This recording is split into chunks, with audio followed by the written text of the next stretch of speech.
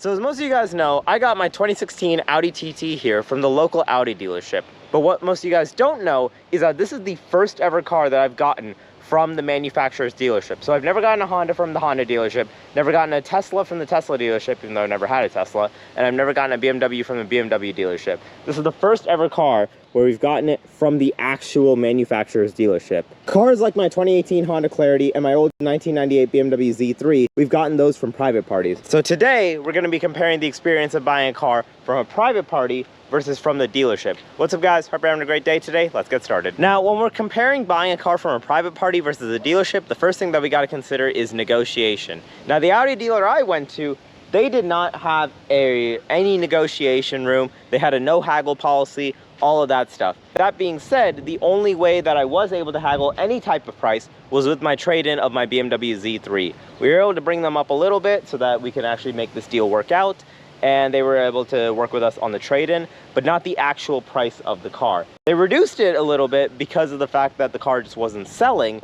and they reduced it for the entire public. So originally this car was about $22,000, but as time progressed, as we were talking to the deal, as it just wasn't working out properly, they'd reduced the price on the website all the way down to $20,950. So in other words, when it comes to negotiations with dealerships, what I've noticed is unless you have a trade-in and unless the car isn't selling, you have no wiggle room whatsoever with them. And even if it's not selling, you still probably don't have wiggle room going from dealership to dealership. The dealership I went to had no wiggle room, and any price drops that they did for the entire public. Now, when we compare this to my BMW Z3, there was a lot more wiggle room in that instance. Originally, the car was listed for, I want to say about $9,000.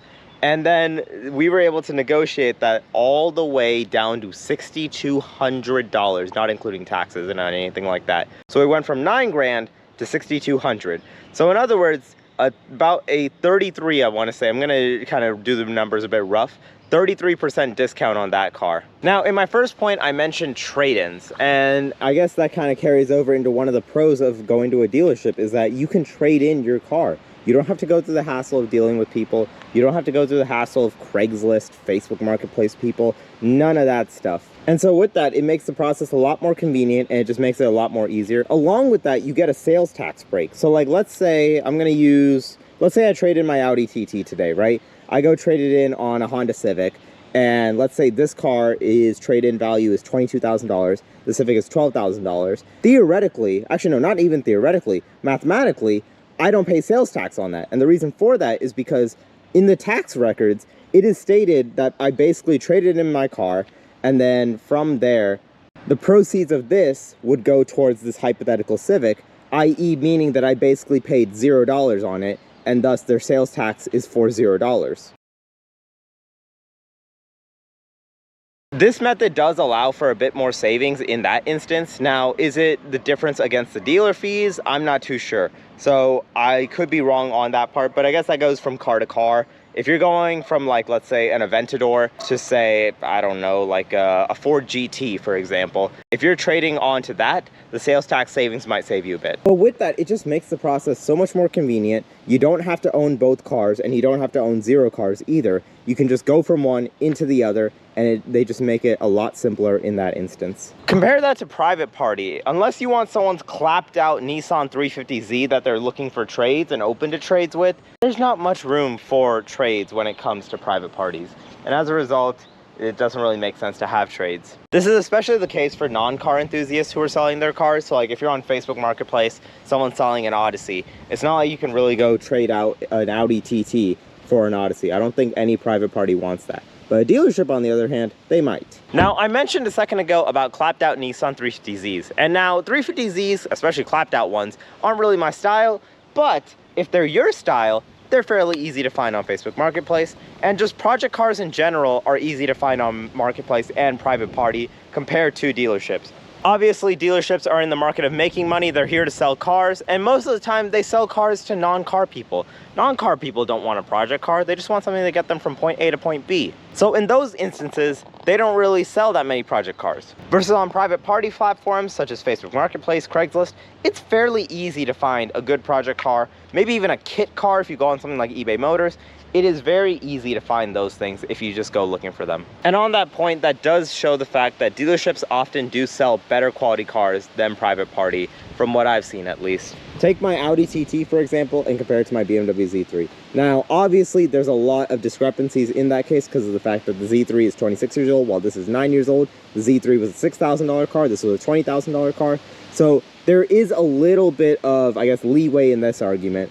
But typically, from what I've seen, these cars, they're vetted through a lot more. Like when I went to go trade in my Z3 on the TT, I asked them, hey, what's the plan with the TT, or not with the TT, with the Z3? They essentially told me that the car was going to go to a private auction to be auctioned off rather than sold on their lot, which makes sense. The car wasn't in the best condition, didn't really make sense to keep it, and quite frankly, I think it would mess up their reputation if someone did buy it and it broke catastrophically in that case. So it wasn't worth the risk for the dealership to sell, so sending it off to auction does make a bit more sense. And I mean, with reputed dealers, they got to keep their reputation, so it makes sense. If you go buy a car from some random Joe Schmo on Facebook Marketplace, there's not really much reputation that he has in the car selling business. Maybe if he goes sells another car, but if it's a private party, I doubt that he will, in at least not for another maybe 5 years. Essentially, what my point is that because dealers need to keep a higher reputation because of the fact that their entire business is selling cars, they have to, as a result, have good quality cars.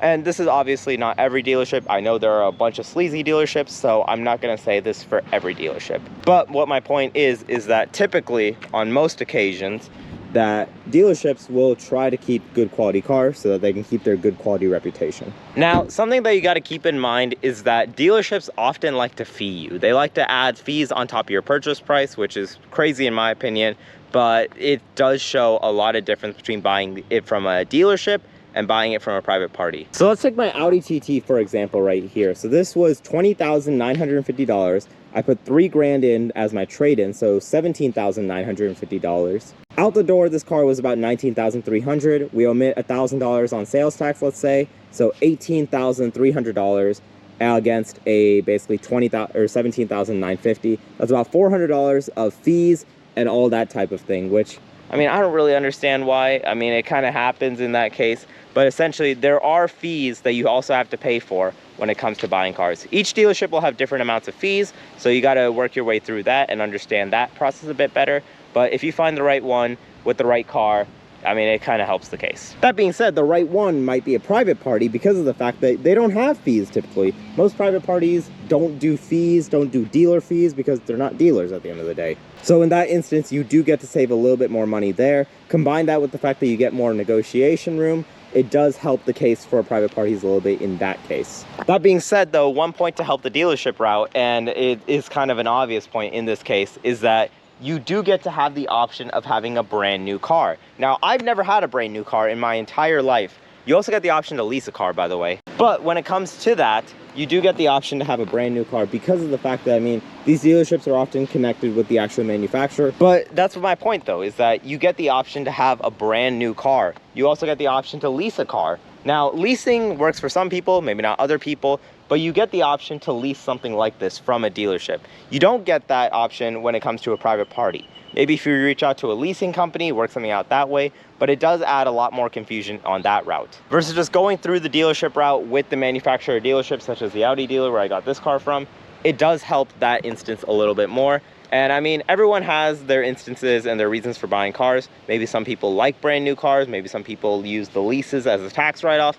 Everyone runs a different way, so something like this, it does depend on preference. Now that being said, regardless of if you go new or used, you still got to deal with sales guys when you go through a dealership.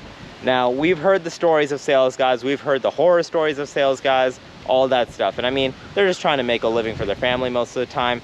So I mean, I don't really have that much of a problem with it, but we've still had those issues, and everyone has, I feel like at some point, had an issue with a sleazy or weird sales guy. And it's always just a bit of a weird thing to go with them, because you can't be fully honest with them, but you can't, you know, completely lie to them either. So you got to figure out your middle ground on that. And I mean, again, they're also trying to do their job. They got to figure out that balance too. But at the end of the day, you still got to deal with that process. And it's a whole thing most of the time, which, I mean, a lot of people, I think that's why they get turned off from going to dealerships and turn away from going to dealerships versus private party, which makes a lot of sense. Sometimes sales guys, as much as I do respect you guys, and I mean, I've had family that works in sales, it's definitely a tough job, and more power to you guys. You guys have some weird people on your side, I do gotta say on that note. But now the issue that comes from that is that you gotta play basically a game of chess with this guy who has basically been trained in selling stuff to people. So it's just a whole thing mentally and all of that stuff. Versus a private party, it's just somebody, you know, it's just Joe, your neighbor from down the street, who's trying to sell you a 2017 Honda Accord, I don't know. Now, the final point on this topic of dealership versus private party is the topic of incentives, rebates, and warranties. Recently, if you guys haven't seen the last few videos, we've been looking at purchasing a Tesla Model Y in particular. And we've looked at both the dealership route and the private party route, and actually going through the brand new car route as well. Never had a brand new car. This would be our hypothetical first car that is brand new. And the reason that we're looking at brand new is because of the fact that most EVs, actually no, if not all EVs, have a $7,500 tax rebate right now. So essentially you get a $7,500 discount on the car. So if it's, say, like a $45,000 car, brand new, it's actually brand new $38,000. So that kind of helps the case in going brand new, especially with the fact that a lot of these used cars, these used Teslas, they don't lose value, but at the same time they also do. So essentially what's happening is that a bunch of people are trying to sell their Model Ys for about $35,000, $34,000, $31,000.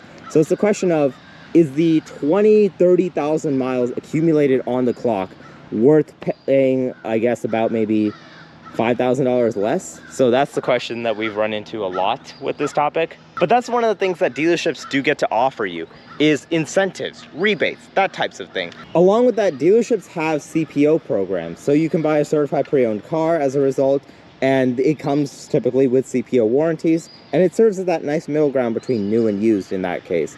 But CPO typically only comes from dealerships because of the fact that, you know, it's certified pre-owned. Like, I could go out and get a CPO Audi A4 from a dealership, but probably not from a private party. The only instance where I could see that happening is if someone bought a car CPO, and then let's say the CPO warranty is 3 years, 1 year into ownership, they're like, I don't really want this car, I'm gonna sell it. That is probably the one instance where I could picture a private party selling a CPO car, but you won't get the full CPO warranty, versus if you buy it from the dealership, you'll probably get the full CPO warranty. And just like that, today's video is in fact over. If you liked it, leave a like. If you didn't, leave a dislike. Let me know your thoughts on this video in the comments below. If you buy private party, let me know if I missed anything. If you buy from a dealership, let me know if I missed anything. And if you like what you're seeing, leave subscribe. And just like that, I'm out. I'm gonna go drive this car. I don't know. I'm gonna go drive this car back home, the one that I got from the dealership. Peace.